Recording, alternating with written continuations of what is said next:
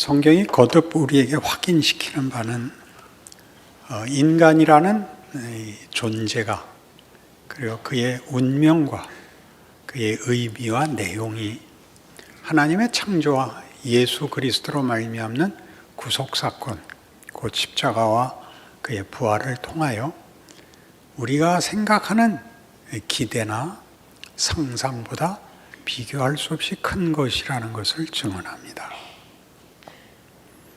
기독교 신앙에 있어서 가장 우리가 넘어서야 하는 어떤 그 문턱이 기독교라는 이름으로 자신의 도덕성이나 기대를 만족시키는 데 쓰지 말고 성경이 얘기하는 대로 하나님이 우리를 어떻게 만들었나, 무엇을 만들었나, 어떠한 운명을 그가 목적하셨는가를 알아라, 이렇게 얘기하는 것입니다. 우리의 혼란은 예수를 믿음으로 갖게 되고 알게 된 우리의 운명과 정체성이 현실이라는 적대자, 방해물, 그리고 의심과 불안을 도전받고 있다는 사실 때문에 성경의 약속을 믿고 지켜나가는데 어려움을 겪는다는 사실입니다. 그런데 이 고난은 하나님께서 우리에게 주신 약속들을 시험하는 것이 아니라 도전하는 것으로 쓰인다고 성경은 말하죠. 우리가 가지는 부정적인 생각이나 소극적인 생각을 훨씬 뛰어넘습니다. 로마서 8장에 가봅니다.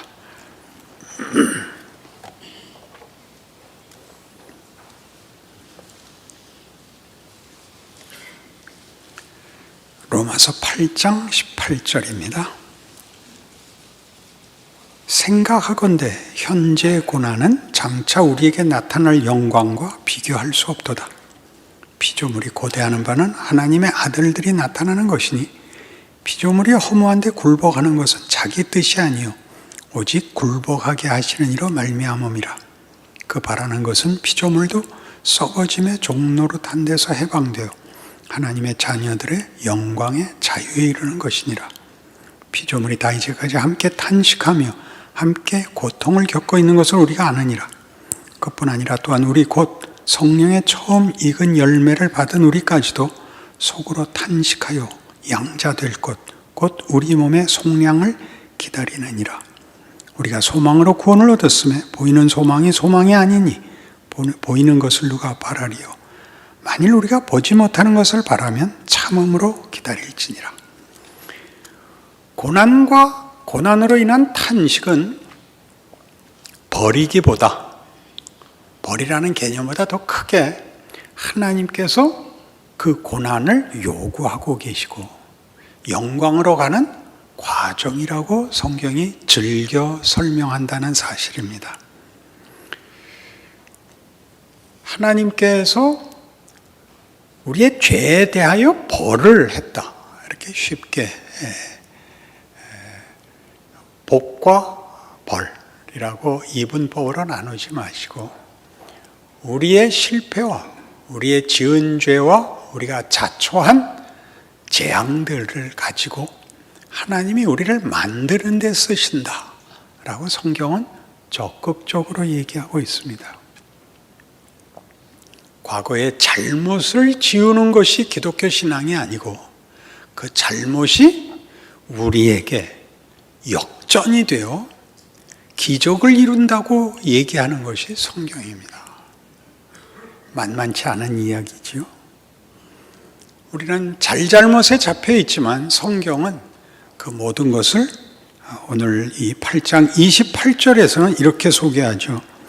우리가 알거니와 하나님을 사랑하는 자, 곧 그의 뜻대로 부르심을 입은 자들에게는 모든 것이 합력하여 선을 이루느니라. 이렇게 됩니다. 잘못한 것도 잘 된다, 이렇게 이으면 우리로서는 모순스럽고 말이 안 되고 금방 마음에 생각하기를 누가 성실히 살겠는가라는 의심이 생길 것입니다만은 해가 나야 생명이 크는 것이 아니라 비가 와도 생명이 큰다는 걸 기억해야죠. 바람이 불어도 생명이 크고, 겨울은 손해보는 계절이 아니라 단단해지는 계절이라는 것쯤은 우리가 압니다. 그러니 성경이 즐겨 영광을 고난과 묶고 있고, 고난을 하나님이 우리에게 요구하신다는 성경적 주장에 대하여 마음을 열어야 됩니다. 어떻게 열어야 되느냐? 우리를 지으시고 우리를 위하여 그 아들을 보내시고, 그 아들을 우리가 죽이는 방식을 수용하셔서 십자가로 승리하시는 하나님이라면, 우리 생애에 일어나는 어떤 것도 하나님의 의지와 목적과 내용을 방해할 수 없다, 이렇게 생각해야 됩니다. 100번 양보해서 이 믿음을 가진다 해도 아직 고난은 여러분에겐 즐겁지 않을 것입니다. 고린도전서 1장으로 가죠.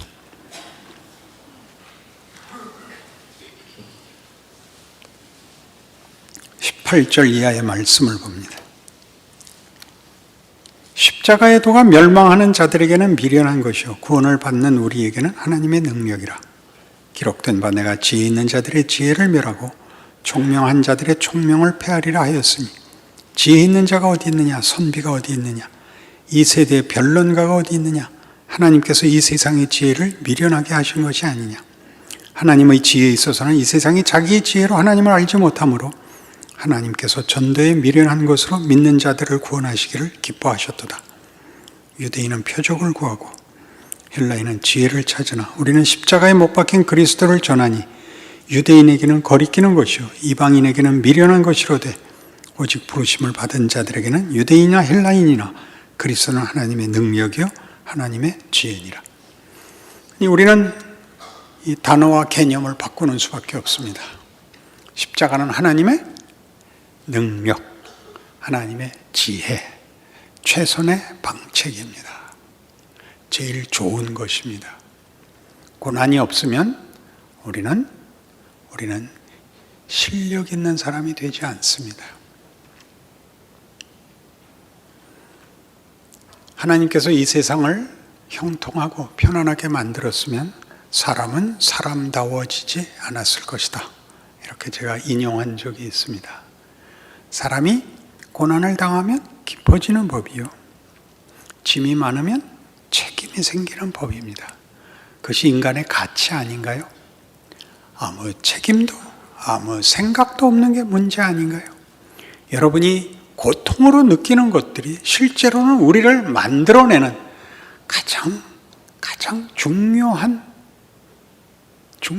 요소가 아닌가요? 인간이 등 따시고 배부른 것으로 만족할 수 있었다면 인간은 글을 만들었겠습니까? 철학을 만들었겠습니까? 음악을 만들었겠습니까? 무슨 가치 있는 것을 만들었겠습니까? 그래서 체념을 하는 것과 분발을 하는 것은 어디가 낫습니까? 분발을 하는 게 낫다, 이렇게 생각하죠. 거기에 하나님이 은혜를 담는다는 것입니다. 우리가 그것을 절망하고 한계를 느낄지라도 그게 일을 한다 그럽니다. 체념도 절망도 하나님이 쓰시면 그것 자체는 부끄러움이고 그것 자체는 실패인데, 그 실패에 무덤에 부활을 담으시듯이 부활을 담은 그릇은 무덤이었던 것입니다. 무덤에 무슨 부활이 담길 거라고 생각을 했습니까? 시체가 담겨 있어야 맞는데, 거기가 놀라운 데죠. 그걸 성경은 은혜라고 설명을 하고, 이 은혜가 우리에게 하고 싶은 말은, 네가 믿는 기독교, 네가 아는 하나님, 너를 구원한 예수님은 하나님의 뜻과 목적을 위하여 일하시고 우리를 그분의 목표까지 끌고 가시는 하나님이시다. 이걸 강조하기 위하여 은혜를 얘기하지, 공짜라는 개념을 사용하려고 은혜라는 말을 하는 것이 아닙니다. 은혜가 하고 싶은 것은 내가 만들 수 있는 것과 비교해서 상대할 수 없이 높은 것을 얘기하려고 은혜라는 단어가 들어와 있는데 우리는 늘 놓칩니다. 로마서 5장으로 가보실까요?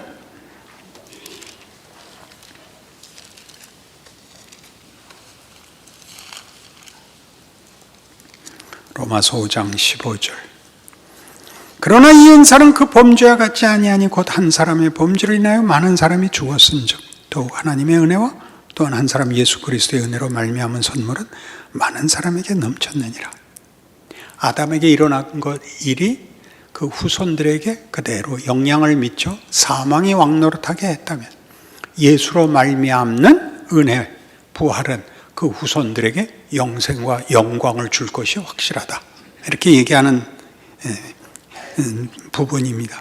또 이 선물은 범죄한 한 사람으로 말미암은 것과 같지 아니하니 심판은 한 사람으로 말미암아 정죄에 이르렀으나 은사는 많은 범죄로 말미암아 의롭다 하심의 이름이니라.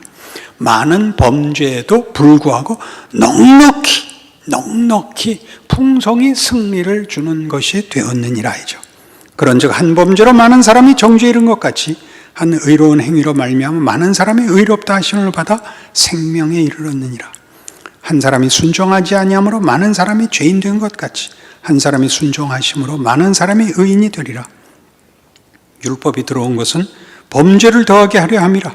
그러나 죄가 더한 것에 은혜가 더욱 넘쳤나니 이는 죄가 사망 안에서 왕노릇한 것 같이 은혜도 또한 의로 말미암아 왕노릇하여 우리 주 예수 그리스도로 말미암아 영생에 이르게 하려 함이라. 잘한 사람도 죽었다. 윤리 도덕적인 사람도 죽었다고요. 아담의 후손들은 사망이 왕노릇하는 데서 도망갈 길이 없었죠. 착하게 살고 의롭게 살고 가치 있게 살고 똑똑하고 능력 있게 살아도 다 죽으면 아래에 있었다고요. 이제는 어떻게 됐다고요? 예수 그리스도로 말미암아 은혜 아래 우리 모두가 승리의 길을 갈 거라고요. 사망이 모두에게 왕노릇한 것 같이 은혜가 모두에게 왕노릇할 거라고요. 자, 여러분이 가지는 의심은 뭡니까? 그럼 뭘 하라 말입니까? 낙관적인 생각과 책임 있는 명예를 가지셔야죠. 보상을 받기 위해서 신앙을 키우는 것이 아니라 기회를 가진 자로서의 명예를 책임 있게 사용하셔야죠. 그러니까 뭐라 그래요? 앞에 있는 말과 뒤에 있는 말의 차이는 전자는 비난으로 밖에는 자기 확인을 못했습니다. 잘잘못의 이분법에서는 잘못하지 않은 자가 잘못한 자를 지적해서 비난해서 자기가 잘못하지 않았던 것을 증명한 것이고, 후자의 경우 예수 그리스도로 말미암은 은혜의 왕노릇은 다른 사람을 비난할 것 없이 기회를 채우고 명예를 채운 사람의 자랑이 있는 겁니다. 여기가 다르죠. 여러분이 할 수 있는 걸 해야죠. 해서는 안 되는 것을 한 자를 들어서 자신을 소극적인 것밖에는 증명할 것이 없는 자라서 나는 컨닝 안 했어요, 나는 거짓말 안 했어요가 아니라 진실이, 정직이 내용을 가져야죠.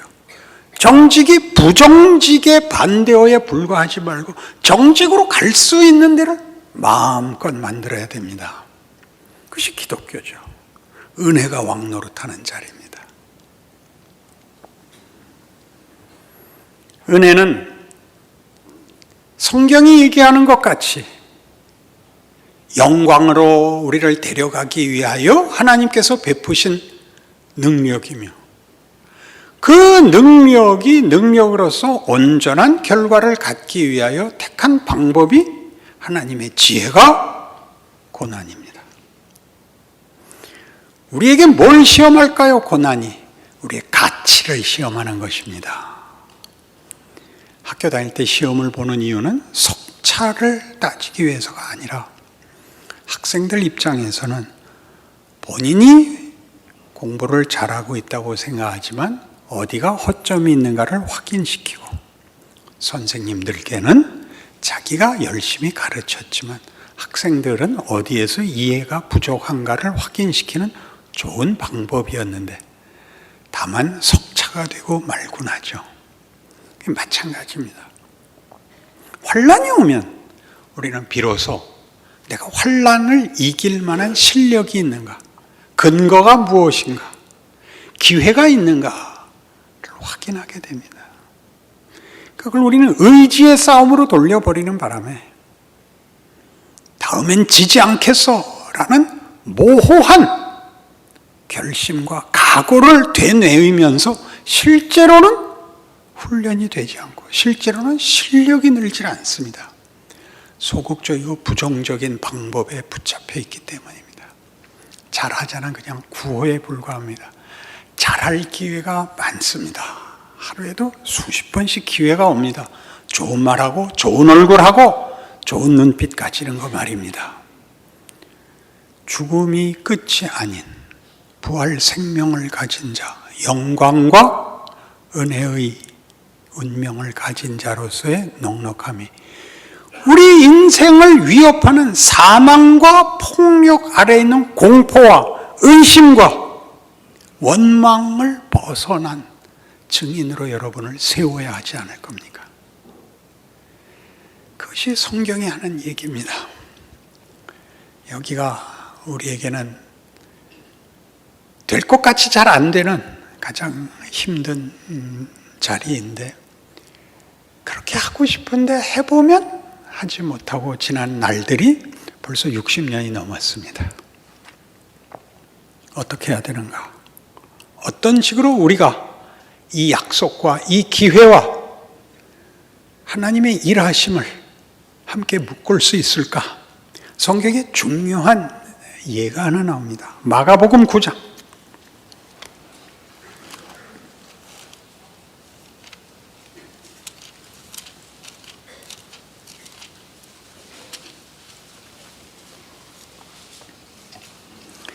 (14절)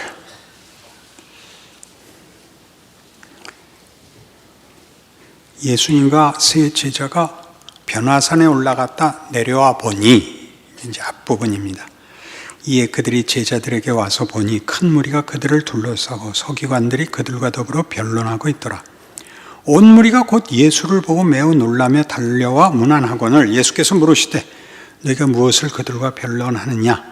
무리 중에 하나가 대답하되 선생님, 말 못하게 귀신 들린 내 아들을 선생님께 데려왔나이다. 귀신이 어디서든지 그를 잡으면 거꾸러져 거품을 흘리며 이를 갈며 그리고 파리에 지는지라. 내가 선생님의 제자들에게 내쫓아 달라 하였으나 그들이 능히 하지 못하더이다. 대답하여 이르시되 믿음이 없는 세대여, 내가 얼마나 너희와 함께 있으며 얼마나 너희에게 참으리요. 그를 내게로 데려오라 하시매 이에 데리고 오니 귀신이 예수를 보고 곧 그 아이로 심히 경련을 일으키게 하는지라. 그가 땅에 엎드러져 구르며 거품을 흘리더라. 예수께서 그 아버지에게 물으시되 언제부터 이렇게 되었냐 하시니 이르되 어릴 때부터니이다. 귀신이 그를 죽이려고 불과 물에 자주 던졌나이다. 그러나 무엇을 하실 수 있거든 우리를 불쌍히 여기사 도와주옵소서. 그 유명한 구절에 나옵니다. 예수께서 이르시되 할 수 있거든이 무슨 말이냐? 믿는 자에게는 능히 하지 못할 일이 없느니라. 중요한 선언이죠. 그러나 해보셨겠지만 잘 안 됐죠. 할 수 있거든이 무슨 말이냐? 믿는 자에게는 능치 못할 일이 없느니라. 그 다음이 희한한 말씀이 붙어 나옵니다. 곧 그 아이의 아버지가 소리를 질러 이르되 내가 믿나이다. 이건 좋잖아요. 나의 믿음 없는 것을 도와주소서. 이건 또 뭐예요? 믿고 싶습니다. 믿음을 갖고 싶습니다. 실력 없는 것을 도와주옵소서. 예수님이 고쳐줘요? 안 고쳐줘요? 고쳐줍니다. 우리는 어디쯤 와 있을까요? 믿는데 잘 안 되죠? 성경이 이 자리까지 여기 증언해 놓았습니다. 하나님 약속을 믿습니다. 정신 차려보면 한 번도 제 역할 못하고 지나오곤 했습니다. 믿음 없는 것을 도와주셔서 그래 내일 또 해보자. 내일 또 해보자. 우리의 결심과 정성과 인내와 충성이 승리하는 것이 아니라 하루만큼씩 나를 끌고 오시는데 우리의 기억 속에는 실패한 나날들밖에 없습니다. 그러나 어느 날 보니 문득 우리가 훨씬 많이 자라 있다는 것을 압니다. 해결책을 찾는 데서부터 돌아섰고 나 좋은 것으로 끝나는 것으로 안심하지 않는, 아직도 답은 없지만 우리는 처음과는 다릅니다. 우리는 누구든지 기도하여 해결을 받기를 원하지만 나에게 해답이 나오지 않는다 해도 우리는 신앙생활을 억울해하거나 중단하지 않을 것입니다. 그 기적이 내게 나타나서 내가 찬송하고 기뻐하면 좋겠지만 내가 그리 못한다 해도 하나님이 언제든지 할 수 있다는 것을 믿습니다. 누구에게 보여주고 자랑할 증거가 없기 때문에 입 다물고 약호주고 살아야 되지만 괜찮습니다. 이게 센 겁니다. 은혜가 일을 하고 있어서 우리가 늘 자책하며 민망해하는 것들이 나를 실제적으로 승리와 해결과 자랑 이상으로 일을 한다는 걸 우리는 수긍합니다. 나는 실력이 없지만 포기하지는 않고 있다는 것을 하나님도 아시고 나도 압니다. 면목 없지만 아직 믿고 있습니다. 기도도 하다 말고 확신도 없이 할 때도 많고 중언부언하지만 하나님, 제가 주를 믿고 우리가 은혜 아래 있고 십자가의 승리가 있다는 것을 저는 놓을 수가 없습니다. 이것이 가장 보편적이고 가장 분명한 하나님의 일하심의 증상입니다. 모범적이고 보편적인 하나님께서 일하시고 그의 백성들이 크는 현실입니다. 절망하지 마시고 체념하지 마시고 조급해하지 마시고 그리고 스스로를 빈정거리지 마십시오. 여러분이 믿음 좋다는 것은 오늘 저녁에 나오신 것으로 제가 이마에 도장 하나씩 찍어드릴 수 있습니다. 마침내 어느 날 문득 보니 내가 올라온 자리가 굉장히 높은 자리라는 것을 아는 날이 옵니다. 그리고 단번에 헬기 타고 올라간 것이 아니라 걸어 올라갔기 때문에 생긴 우리가 미처 몰랐던 부수적인 유익들이 우리에게 많이 있다는 걸 알게 됩니다. 건강한 몸과 마음, 인내심, 겸손, 그리고 변함없는 실력이 우리도 모르는 새에 우리의 인생에 나 자신에게 쌓아져 간다는 사실입니다. 이것을 성경이 증언합니다. 뭐라고 그랬다고요? 우리가 잠시 받는 환난에 경한 것이 영원한 영광에 중한 것을 이루는 줄 내가 확신하노라 라는 고백을 합니다. 지금은 어떤 때라고요? 환난을 당하는 것인데 우리가 장차 받을 영광과 좋게 비교할 수 없는 결과를 이 환난, 이 눈물, 이 불만 속에서 하나님이 일하고 있습니다. 지금은 결과가 보이지 않지만 그 결과가 깊고 무겁고 위대하기 위하여 하나님의 지혜로 이 방법을 쓰십니다. 그러니 우리 모두가 힘을 내야 하고 동료애를 발휘하셔야 됩니다. 교회로 모이고 한 마음, 한 소망, 한 형제된 묶어주신 믿음의 동지로서 격려하고 위로하고 따뜻한 눈길을 보내요. 서로의 힘이 되고 함께 가고 자랑하고 찬송하는 자리까지 함께 가시는 우리 교회 되시기 바랍니다. 기도하십시다. 하나님 아버지, 하나님께서 일하고 계심을 믿습니다. 우리를 집어삼킬 듯이 자폭을 요구하는 세상의 위협과 사망의 폭력 앞에서 하나님 우리를 붙들고 계십니다. 아슬아슬해 보이고 아무것도 아닌 것 같은 그런 나날들이 하나님의 성실하심에 붙잡혀 여기까지 왔습니다. 죽을 이유가 더 많았고 죽을 경우가 더 많고 자폭할 이유가 더 많았던 인생이 우리의 인내나 우리의 능력이 아닌 하나님의 은혜로 여기까지 인도되었습니다. 돌아보니 참으로 많은 것들을 지나왔습니다. 그 모든 것이 어느 날 합쳐 하나님의 영광과 우리를 향한 사랑으로 드러날 것입니다. 그날을 우리는 기다리며 믿고 인내하고 충성하기로 합니다. 이제까지와 같이 남은 우리의 여생도 주께서 우리와 동행하는 줄 아는 믿음으로 승리하게 하여 주시옵소서. 이 믿음을 나누고 세상 앞에 하나님의 임재로 서고 있다는 것 기억하는 책임 있는 인생을 살아내게 하시옵소서. 예수님 이름으로 기도합니다.